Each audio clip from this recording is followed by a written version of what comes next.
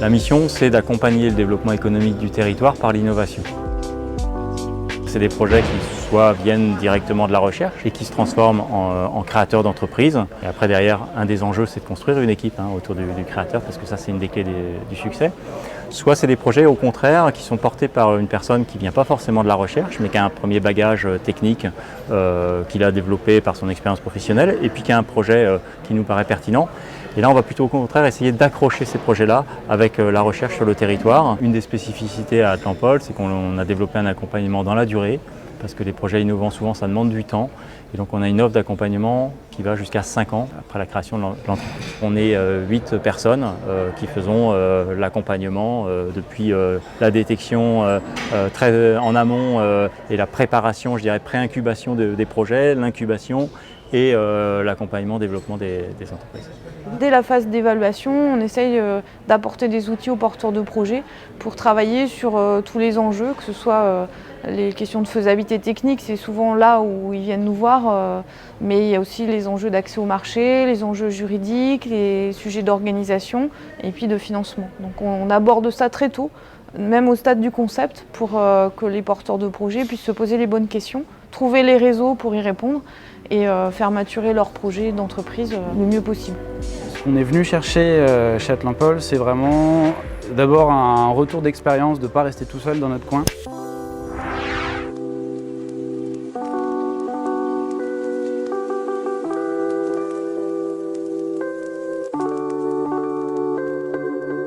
Parce que nous, entrepreneurs, on a rapidement le nez dans le guidon, on va à 300% avec plein de projets et c'est nécessaire de prendre assez régulièrement, une fois par mois ou tous les 2 mois, un temps où on va rebalayer tous les sujets en prenant de la hauteur, en se reposant les bonnes questions. Pourquoi on a pris telle ou telle décision? Parce qu'il y a des choses qui découlent naturellement et en fait, c'est bien de se poser pour valider ces points. Donc avec l'Isaqua, on développe une technologie pour élever des gambas sans antibiotiques, sans rejets polluants et dans des fermes aquacoles indoor, donc à proximité des lieux de consommation. Bah écoutez, ici on est dans le hangar l'Isaqua, là où on fait notre production, nos tests de R&D et notre recherche. Donc en gros, on a des bassins de pré-grossissement, des bassins de grossissement. Donc là, on va aller voir les crevettes qui se trouvent dans le bassin de grossissement qu'on a transféré la semaine dernière.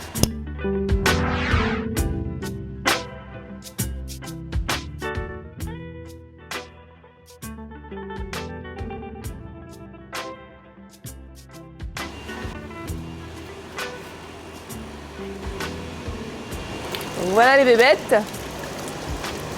Donc là, elle doit faire dans les 5 grammes, 5-6 grammes.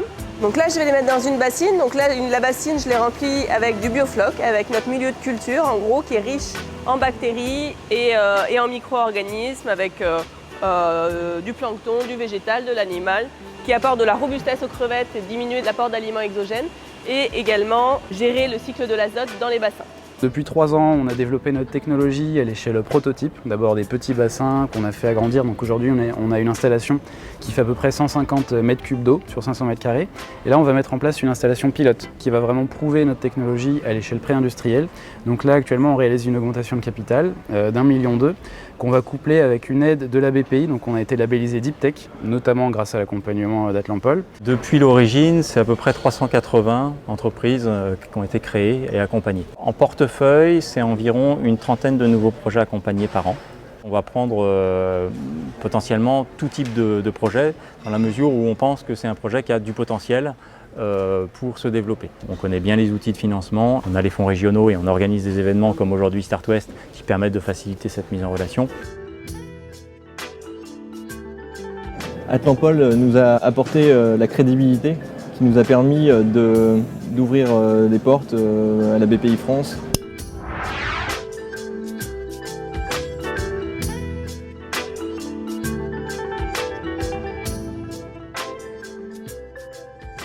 Ce qui nous a fait gagner du temps sur la première levée de fonds et le développement de la société. C'est une jeune société innovante industrielle qui a été créée en 2015 et qui aujourd'hui sort d'une période de R&D qui a duré 4 ans pour développer un procédé de réalisation des planchers en béton dans les immeubles de logement. Cette solution facilite l'intégration des fluides incorporés dans la structure des bâtiments aussi bien l'électricité, la plomberie, le chauffage. SmartCast est né du constat qu'il fallait industrialiser le process de fabrication dans le logement qui est finalement assez répétitif pour trouver des gains de productivité, améliorer la qualité et la sécurité sur les chantiers.